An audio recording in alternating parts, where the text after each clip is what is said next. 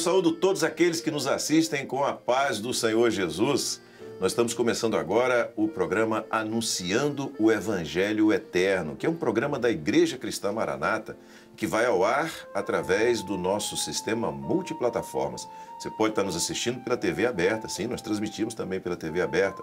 Estamos transmitindo também pelo canal 126 do sistema RO da Embratel, pelo canal 85 da Sky Livre e pelo canal da Igreja Cristã Maranata no YouTube. E olha só, se você está assistindo pelo YouTube, não se esqueça, curta, comente, compartilhe, porque quando você faz isso, você ajuda a anunciar o Evangelho Eterno. E você já sabe que esse programa ele é baseado na Escola Bíblica Dominical da Igreja Cristã Maranata, que vai ao ar todos os domingos, às 10 horas da manhã, através do nosso canal no YouTube ou também nos nossos templos. Se você quiser, você pode assistir também em qualquer templo da Igreja Cristã Maranata. Está aparecendo aqui um QR Code. Através dele você localiza a igreja mais perto da sua casa e é nosso convidado especial para participar também da Escola Bíblica Dominical. Não esquece, hein? Domingo, 10 horas da manhã. E agora você vê o grupo de pastores que estamos aqui no estúdio participando dessa edição do Anunciando o Evangelho Eterno. Vou começar cumprimentando o pastor Sérgio Souza. Paz do Senhor, Sérgio. Pai de São Josias, aos demais companheiros que estão aqui e a todos. E a gente, Sérgio, hoje tem uma turma jovem, mais nova, né, que está aqui no programa, que são nossos convidados hoje para participarem do programa.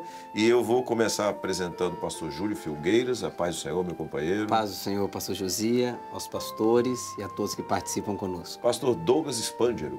Paz do Senhor, Spangero. Spangero. Spangero. É italiano, brasileiro.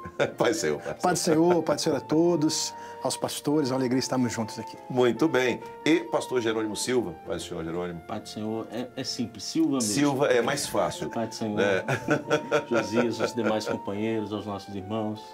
Muito bem, gente. Olha só, vocês já sabem que nós estamos abordando as 7 cartas do Apocalipse.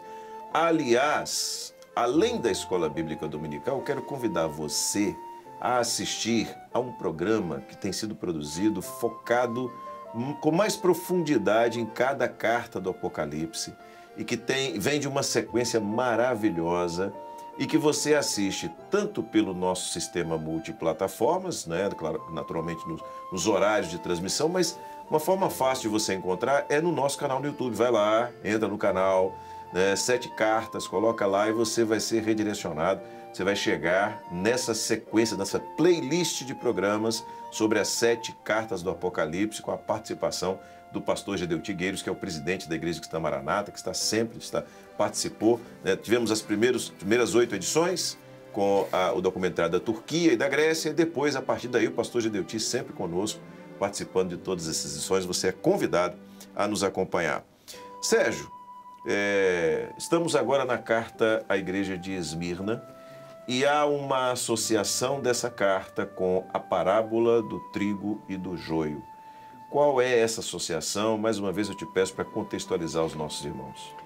Nós vemos aqui no quadro, Josias, que em cada carta, 7 cartas às igrejas lá no Apocalipse, cada carta está profeticamente vinculada a uma das 7 operações do Espírito Santo de Deus que estão descritas no livro do profeta Isaías, e também a uma das parábolas do reino. As 7 parábolas do reino estão no capítulo 13 do Evangelho de Mateus.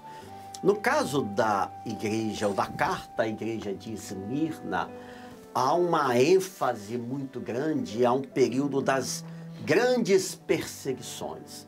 Claro que antes do período histórico da carta à igreja de Esmirna e depois, inclusive nos nossos dias, os crentes em Jesus sempre foram perseguidos. É claro que o enfoque das perseguições vai mudando ao longo do tempo, mas a perseguição sempre houve. Mas nessa época da carta à igreja de Esmirna foi uma perseguição muito feroz, muito forte, em que os nossos irmãos testemunhavam da sua fé e da decisão e da determinação em servir ao Senhor com a própria vida. Essa ligação, continua aqui o quadro, na parábola do trigo e do joio, Antes de mais nada, essas 7 parábolas, conhecidas como as parábolas do reino, assim são qualificadas, Josias, porque todas elas tratam daquilo que é mais importante o homem conhecer e viver, que é o reino dos céus, como a principal razão, como o maior objetivo da sua vida. E na parábola do trigo e do joio nós vamos ver a diferença, a separação entre aquele que conheceu o Senhor Jesus, recebeu a palavra e continuou vivendo essa mensagem, essa verdade, e aquele que abandonou a sua fé. Nós vamos ver nessa parábola qual a consequência de ficar firme no Senhor ou deixar a fé. Sérgio, você falou sobre, e com muita precisão, sobre testemunhar com a própria vida. Isso é muito profundo, né? Porque hoje nós falamos de Jesus, testemunhamos acerca de Jesus, estamos aqui, inclusive nesse programa, testemunhando acerca de Jesus, mas os nossos irmãos ali no passado, para que a voz deles, o testemunho deles alcançasse as pessoas, eles foram às arenas, né, para ali nas arenas testemunharem de que a sua experiência era a morte para eles era uma vitória acima de qualquer coisa que eles pudessem viver nessa vida. E eu vou ler um texto que está em Apocalipse capítulo 2, verso 10, para pedir inclusive que os nossos companheiros aqui, os pastores, comentem, que fala sobre isso: ser fiel até a morte e dar-te-ei a coroa da vida. Nós temos muitas pessoas que nos assistem que inclusive não estão tendo uma primeira experiência de conhecer a palavra de Deus, a Bíblia, pessoas que às vezes nem evangélicas são ainda, não pertencem à Igreja Cristã Maranata. Qual o peso, qual a importância, qual a grandeza dessa expressão, ser fiel até a morte e dar-te a coroa da vida? Pastor Júlio. Bem, inicialmente esse texto se referindo à igreja de Esmirna, que é a mirra, que quanto mais esmagada, mais exala um perfume, nós vemos que aquela igreja ia morrer pela palavra de Deus. Primeiro, a igreja de Éfeso trouxe a palavra, sofreu a oposição à doutrina, agora a igreja de Esmirna ia morrer pela palavra. Então nós temos, por exemplo, Estevão, que foi o primeiro mártir da igreja, ele morre, mas ele vê os céus abertos. Então, Jesus de pé nos céus, aguardando a sua vida. Então, você tem uma igreja que morre pela palavra, mas recebe a coroa da vida.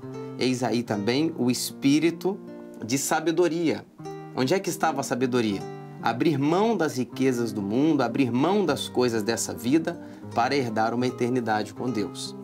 Então, essa expressão, ser fiel até a morte, ela se aplica também aos nossos dias. Aqueles que aceitam Jesus como seu Salvador, morrem para o mundo, fomos crucificados com Cristo, mas participamos também da sua ressurreição. Glória a Jesus. Glória a Deus. Pastor Douglas, essa palavra que o Júlio disse aqui agora, quer dizer, aceitar Jesus e ser crucificado com Cristo. É interessante que a palavra, ela nos chama não só ao momento do encontro, mas a viver uma continuidade. E daí essa expressão, ser fiel até a morte. Né? Como é que é para viver isso? Porque os nossos irmãos, eles foram às arenas com absoluta convicção, né? com um testemunho que, inclusive, alcançou a muitos dos que assistiam aquelas execuções ali. Como é que é essa experiência? Como é que a gente pode transmitir isso para quem está em casa nos assistindo, de não apenas conhecer Jesus, mas viver com Ele? Josias, é muito interessante porque o que os nossos irmãos viveram no passado não foi uma fé teórica, não é? É por isso que até a palavra fiel, ela é derivada da palavra fé, né? E eles precisaram, na verdade, viver a doutrina. A doutrina que ela recebeu da igreja de Éfeso, agora ela passa a viver a doutrina. Que doutrina era essa? Da morte e da ressurreição. No tempo do homem, o homem natural, ele se apega ao final da vida, que é a morte. Mas para a igreja, a morte é uma passagem, porque em Jesus nós passamos da morte para a vida. Glória a Jesus. Então essa igreja, ela contemplava pela fé, a fé redentora, ela contemplava o invisível. É por isso que ela enfrentava as arenas, ela enfrentava os imperadores, ela enfrentava todo tipo de oposição, porque ela tinha em vista a recompensa. Então, para aqueles que nos acompanham, como que é possível viver essa experiência? Somente é possível quando nós conhecemos um Jesus vivo. Então, a experiência dessa igreja de Esmirna, sofrida, prensada, dilacerada, empobrecida materialmente, ela só foi possível viver porque tinha uma experiência profunda com Jesus. E nós, hoje, a igreja, nós podemos dizer que, pela presença e pela operação do Espírito Santo em nossa vida, nos conduzindo neste caminho de santificação, nós conseguimos viver essa experiência de fé, de resistir às adversidades, às tribulações da vida que fazem parte, mas nós conseguimos passar porque nós temos em vista uma recompensa eterna. Glória a Jesus. Glória a Deus. É interessante, né, Sérgio e demais, que às vezes as pessoas olham para o crente, o servo de Deus, e devem ficar naquele questionamento: o que move? O que move? Às vezes nós temos culto, por exemplo, às 6 horas da manhã. Aí os irmãos vão para a igreja às 6 horas da manhã, saem com a Bíblia de casa.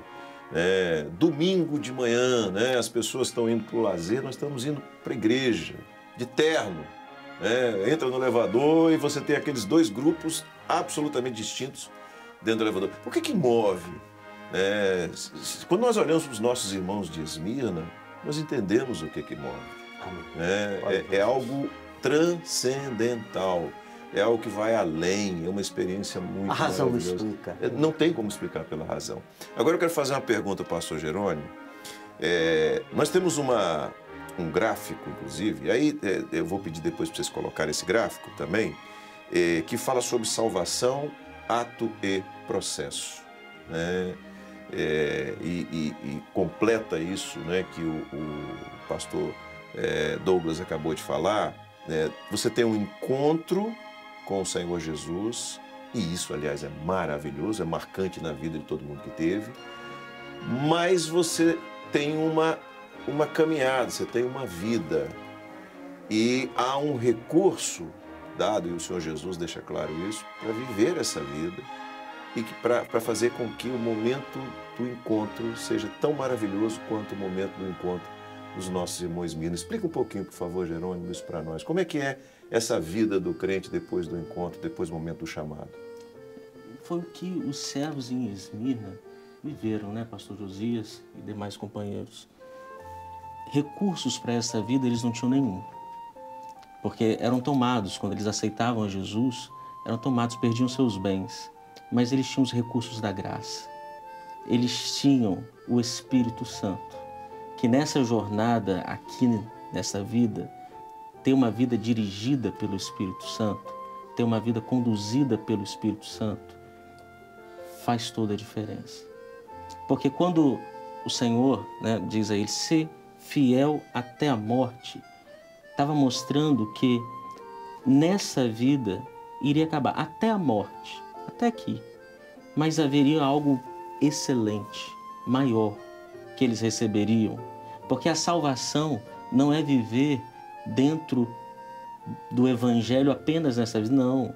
A salvação em santificação no Espírito é saber que quando terminar esta vida, nós receberemos a coroa da vida que o Senhor tem separado para nós. Glória a Deus. Então, nesse caminho que podemos dizer, desde o encontro, o chamado, terem aceitado o chamado, podemos até glorificar, porque um dia nós fomos chamados. Glória a Jesus. Glória a Deus. Aceitamos o chamado. Glória a Deus. Estamos nesse caminho, em santificação. E um dia também estaremos na glória, como aqueles nossos irmãos de Esmirna, que receberam a coroa da vida. Só um detalhe. Claro. Eles receberam a coroa da vida. A coroa faz parte de um reino. As parábolas, pastor Sérgio, São do reino. são do reino. Então, quando eles receberam a coroa da vida, eles estavam recebendo o quê? Olha, vocês não eram daquele reino terreno. Glória a Deus. Vocês não eram daquele mundo. Amém. Não, o meu reino não é deste mundo, daqui eu não sou.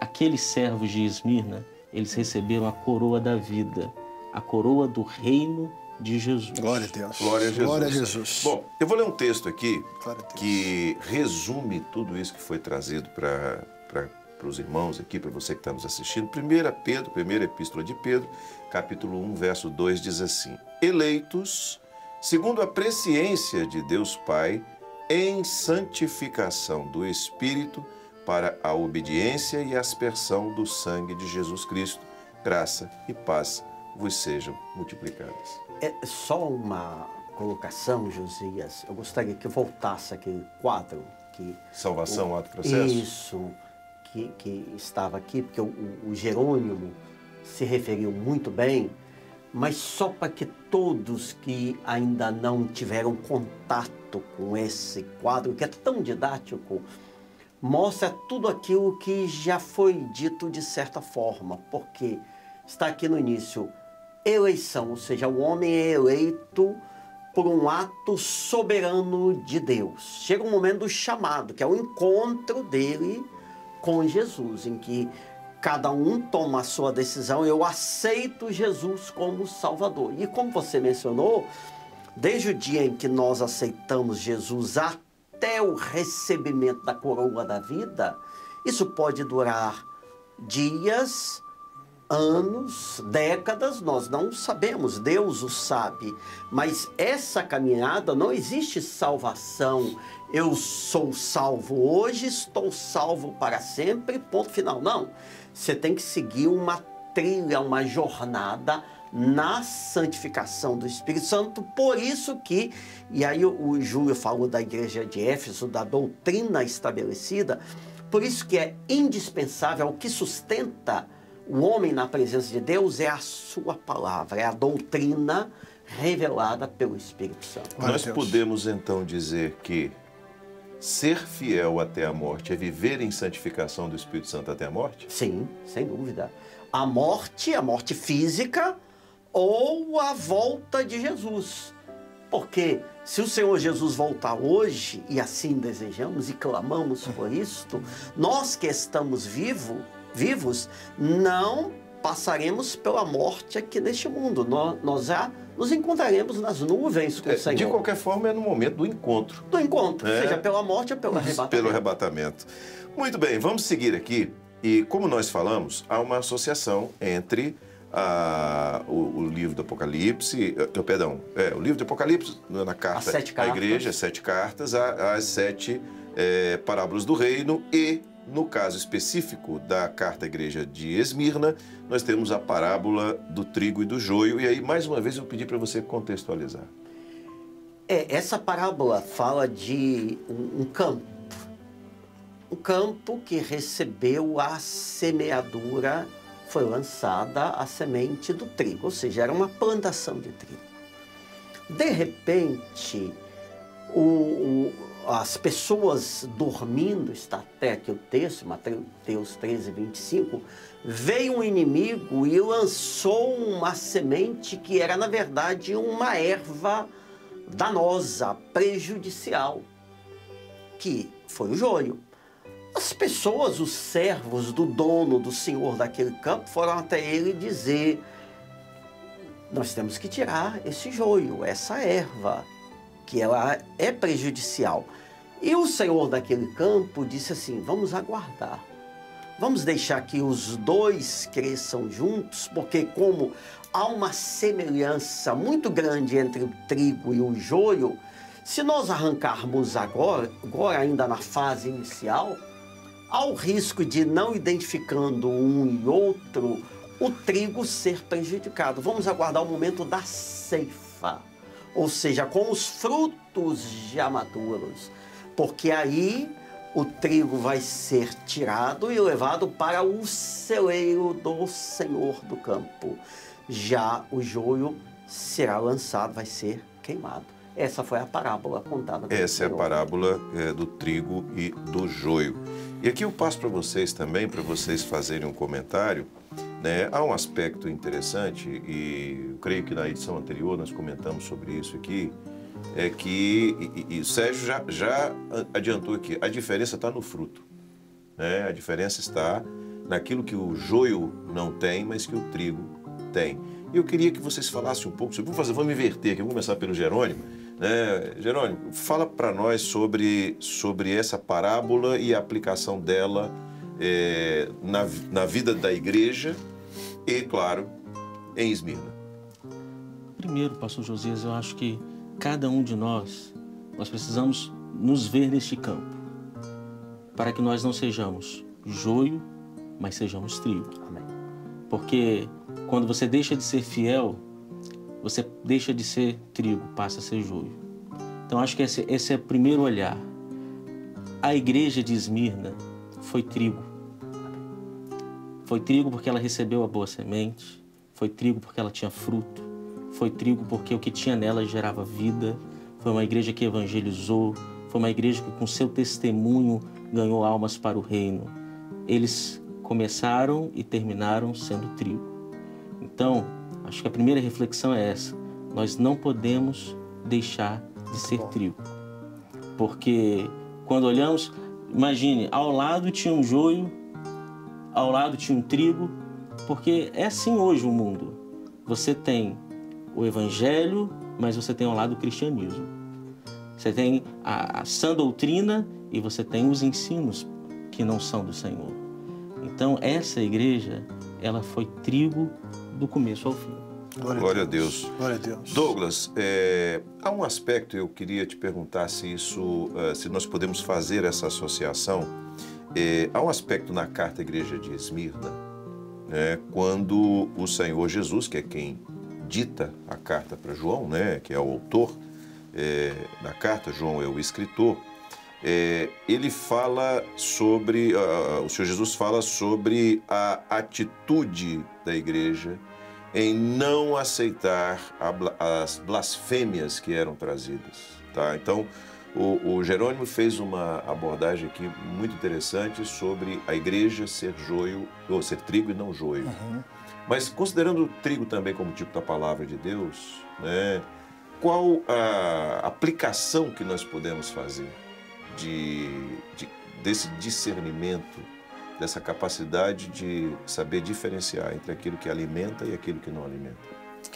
É importante, Josias, nós relembrarmos que a ênfase do Espírito de Deus, né, do Espírito Santo, nesse momento de Esmirna, era a ênfase de sabedoria. Justamente para poder discernir aquilo que vinha do Senhor, aquilo que eles receberam como herança, aquilo que era eterno, aquilo que era trigo, do que era o joio. Né? O joio, como o pastor Sérgio colocou, uma erva daninha, né? Que na verdade ela vem para enganar, né? Ela se parece com o trigo. Então, a igreja de Esmirna, pela operação do Espírito Santo, a ênfase em sabedoria, ela pôde discernir e entender que nesse período em que a igreja ela crescia, né, ela testemunhava, também cresciam as heresias, cresciam também as blasfêmias, as doutrinas que não eram do Senhor, não é? Então, pelo Espírito Santo, nessa ênfase no espírito de sabedoria, a igreja ela passa a discernir, ó, eles são a sinagoga de Satanás, eles não estão ligados àquilo que é eterno. E hoje, para nós, também pelo mesmo Espírito Santo, que nos dá a sabedoria, nós conseguimos discernir aquilo que é do Senhor e aquilo que não é. Aproveitando aqui uma fala do pastor Jerônimo, quando você olha para um campo de trigo e de joio, para alguém que é leigo, ele vai achar que é tudo a mesma coisa. Quando nós contemplamos hoje, né, pode se parecer assim, né, tudo é evangelho. Tudo fala de Deus. Tudo fala de Deus, mas é só o trigo que alimenta. Ou seja, é só doutrina. Porque o trigo, né, que falamos lá dentro, né, é a preciosa semente, é a doutrina revelada, é a sã doutrina que vai se tornar o alimento para o homem. O joio ele é uma farsa. Ele representa alguma coisa, mas que, na verdade, ele não traz o alimento para a alma, que edifica, que sustenta, que salva, que cura, né? O trigo é a palavra de Deus. Amém. Júlio, pegar essa última expressão aqui do Douglas, o trigo é a palavra de Deus. E é interessante que a ação que levou aquele campo a ter a presença do joio foi a ação de um inimigo. Né? Quer dizer, é uma ação que vem no sentido contrário, que vem no sentido do prejuízo, que vem no sentido da perda, que vem no sentido... E Sérgio falou claramente sobre isso aqui. Por que ele não foi cortado logo no início? Para não ter prejuízo para o trigo. Então, eu queria que você comentasse sobre isso, e Douglas também deu um gancho bom aqui sobre esse assunto, quando ele fala que tudo parece a mesma coisa. Então, nós temos que estar atentos. Qual o segredo para a igreja estar atenta, conseguir discernir, conseguir separar, ter sabedoria para fazer a distinção entre o que é trigo e o que é joio? A própria parábola deixa claro que no momento da ceifa, no momento final, é possível identificar o trigo, porque o trigo possui um fruto. E o próprio Senhor Jesus chama a atenção dos discípulos e daqueles que o ouviam para que contemplasse, porque o campo de trigo próximo da colheita ele ficava esbranquiçado. É como se o fruto começasse a romper ali. Então, a diferença hoje entre a igreja fiel e a igreja infiel, o trigo e o joio, é que a igreja tem o fruto. Jesus disse: não foram vós que escolhestes a mim, mas eu vos escolhi a vós para que deis fruto. Então, hoje, como identificar essa igreja? Uma igreja que é batizada com o Espírito Santo, uma igreja que tem dons espirituais, uma igreja, servos, que tiveram a sua vida transformada, que produziram um fruto. E o Senhor, quando olha da eternidade, ele já está vendo a igreja preparada para o arrebatamento, que é aquele campo branco, aquele campo que já está frutificando e pronto para ser colhido. Glória a Jesus. Eu vou ler aqui Mateus 13, 26. E quando a erva cresceu e frutificou, apareceu também o joio. Deixai crescer ambos juntos até a ceifa, e por ocasião da ceifa direi aos ceifeiros: colhei primeiro o joio e atai-o em molhos para o queimar, mas o trigo ajuntai-o no meu celeiro. Sérgio. Está diante de todos nós a palavra de Deus, a palavra revelada pelo seu Espírito. E também diante de nós está uma escolha entre ser, como foi dito, trigo ou joio. O nosso desejo, para isso estamos aqui falando, é para que todos que nos assistem, que participam, vivam como trigo, tenham a palavra real, verdadeira do Senhor nas suas vidas e estejam assim prontos, batizados com o Espírito Santo, vivendo uma nova vida em Jesus e prontos para que na ceifa, ou seja, no seu chamado por Deus, seja pelo arrebatamento ou pela morte, possa viver, entrar e viver no celeiro de Deus, ou seja, a vida eterna com o Senhor. Glória a Jesus. Amém. Bom, infelizmente nosso tempo acabou, eu me despeço dos companheiros aqui. Já fica o convite para estar conosco outras vezes, né, Sérgio? Até a semana que vem, querendo Deus. Vamos lá, se Deus quiser. A paz, Senhor, a todos. Paz do Senhor. Muito bem, a gente chegou ao final de mais uma edição do programa Anunciando o Evangelho Eterno. Semana que vem, se Deus quiser, a gente está de volta. Deus abençoe. A paz do Senhor.